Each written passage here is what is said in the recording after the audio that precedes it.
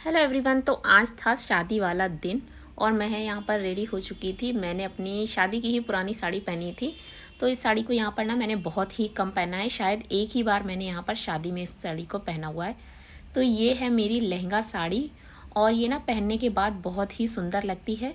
इसमें ना इसका कलर ब्लैक दिख रहा है, वैसे भी इसका कलर ना देखने से दूर से ब्लैक ही लगता है, बट ये एकदम काहिया ग्रीन कलर है इसका, एक जो डार्क ग्रीन होता है ना वैसा। और मेरा कैमरा ना सेट नहीं हो पा रहा था जिससे मेरा पूरा लुक आए। तो यहाँ भाभी बच्चों को तैयार कर रही थी और बाकी सारे लोग तैयार थे। और ये हमारी गुड़िया रानी, और छोटे बच्चों को ना ये पर्स वगैरह लेने का बड़ा शौक होता है, तो मम्मी का पर्स उसने टांग लिया था। तो यहाँ बड़े तो सारे रेडी हो चुके थे, बस इंतजार था अभी बच्चों के तैयार होने का। और वैसे ना हमारी ससुराल में, मतलब मेरी ससुराल में हर साल एक ना एक शादी होती है।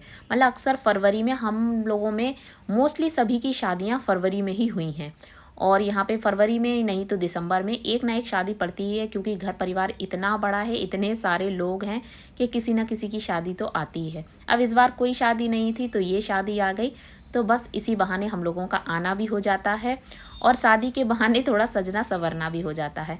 तो यहाँ सभी लोग अभी रेडी हो रहे थे, सबको टाइम था, तो मैंने सोचा थोड़ा सा और अपने आप को, क्योंकि जब तक घर से नहीं निकलते ना तब तक अपने आप को आईने में निहारते ही रहते हैं। ऐसा लगता है कि ऐसा तो नहीं है कहीं कोई कमी है।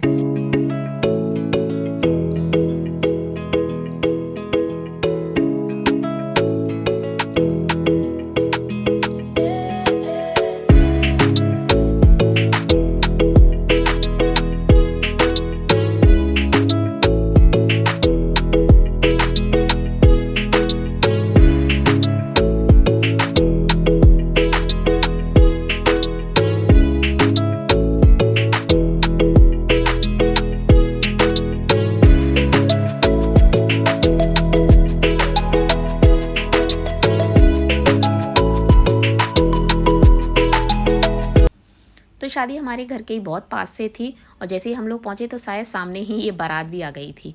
और निवी को ना ये शोर शराबे से बड़ी इरिटेशन होती है। वैसे खुद से शोर कर लेगी तो कोई बात नहीं, पर कहीं बहुत ज़्यादा लाउड म्यूज़िक चल रहा होता है ना तो उसको बड़ी प्रॉब्लम होती है, अपने कानों को बंद कर लेती है। और निवी के पापा बताते हैं कि छोटे में ना उनके साथ भी ऐसे ही होता था। तो यहाँ हम लोग पहुँच चुके हैं वेन्यू पर जहाँ से है शादी। तो चलिए अंदर चल के आपको दिखाते हैं शादी के नज़ारे। और वाकई में डेकोरेशन वगैरह सारी चीज़ें बहुत अच्छी थी, बहुत अच्छे से उन्होंने इंतज़ाम किया था।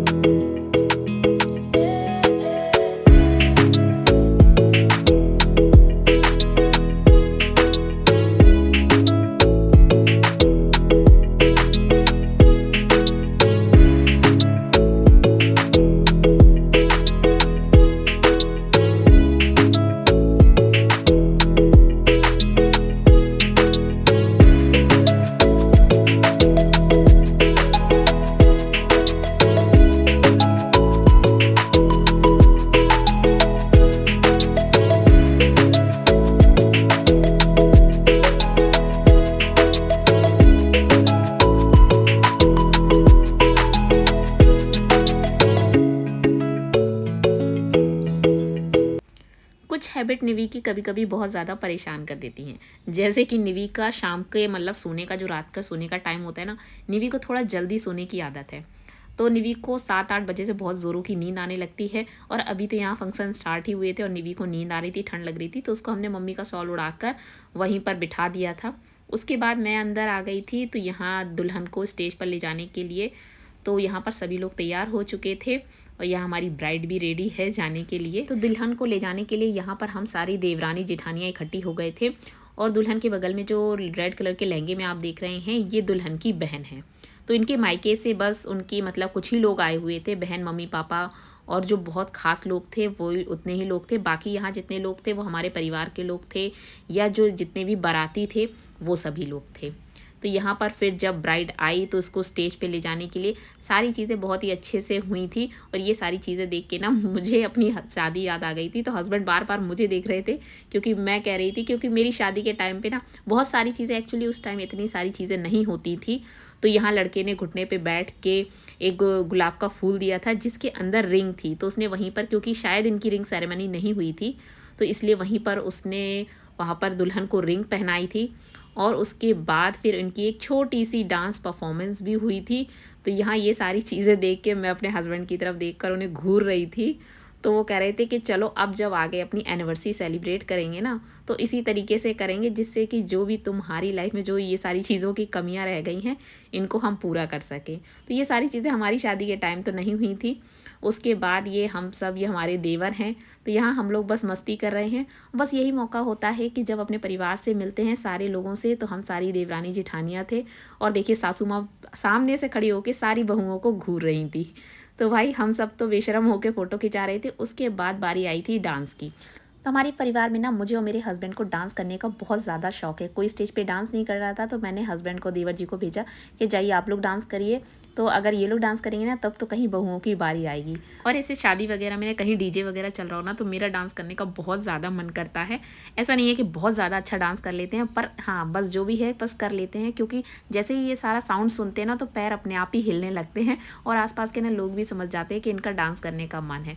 तो बस यहाँ पर सबसे पहले तो देवर जी ने और इन्होंने डांस किया और उसके बाद फिर मैंने इनसे कहा था कि आप फिर उसके बाद मुझे बुला लेना, तो मैं भी आ जाऊँगी। तो बस इसी तरीके से हम लोगों ने शादी में खूब एंजॉय किया। और वैसे भी जब घर की शादी होती है ना, तो ना थोड़ा एंजॉयमेंट कम हो पाता है, क्योंकि हम कामों में ही इतने बिजी रहते हैं। और जब इस तरीके से शादियाँ होती हैं ना, जहाँ कोई रिस्पॉन्सिबिलिटी आपकी होती नहीं है, तो वहाँ सिर्फ आपको एंजॉय करना होता है।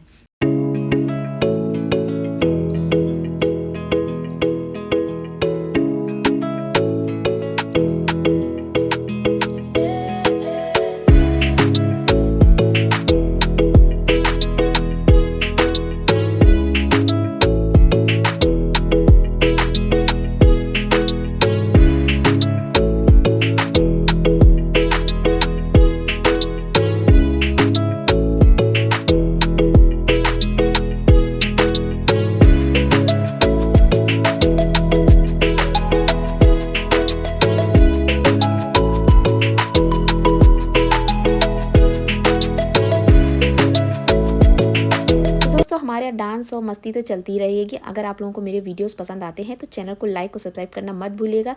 जल्दी मिलते हैं एक नए वीडियो के साथ, तब तक के लिए बाय बाय।